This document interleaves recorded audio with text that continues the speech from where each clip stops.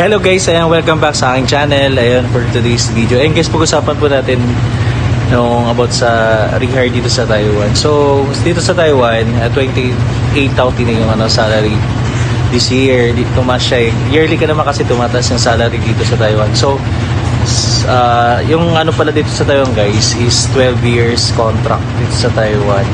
So, pwede kang i-rehire hanggat gusto pa ng employer mo.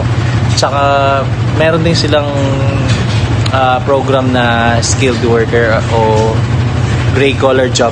So, ayan, mas mataas na yung salary mo, 30,000 plus na yung salary mo. Parang Taiwan rate na rin siya. Kung ano lang ang salary ng Taiwan, Taiwan is yun na rin yung mga salary mo. Tsaka meron ding unli stay na dito sa Taiwan. So, depende sa employer. So, may mga dahilan guys kung bakit hindi nare-rehire yung isang employee dito sa Taiwan. Yung mga factory worker, so kailangan ng evaluation ng mga employer. So sa mga malalaki, lalo na sa mga factory, sa electronics, at saka sa lahat dito.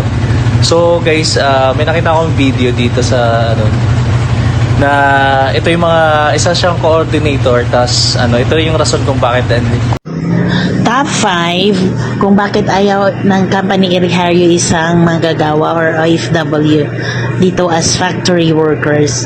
So, based lang to sa experience ko. Number 1 is employer refusal. Hindi nagustuhan ng leader o supervisor yung performance niya during evaluation. Yung work ethics. So, kada contract, may evaluation talaga mangyari. So, yung mga pakisimahan din niya sa colleagues, your quality of work niya. So, third is attendance and punctuality.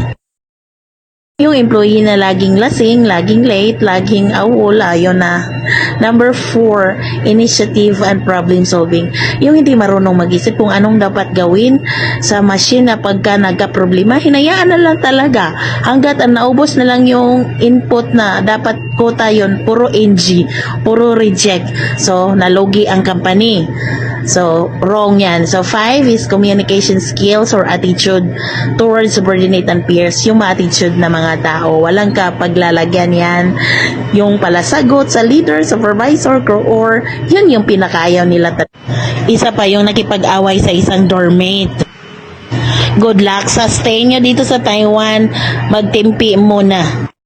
So ayan guys, yung mga dahilan kung bakit hindi ka ma-rehire dito sa bilang factory worker dito sa Taiwan. So kung may bala ka mag-stay, ayan, provide ka at saka galingan mo. So, aking tulong din yan, di ba?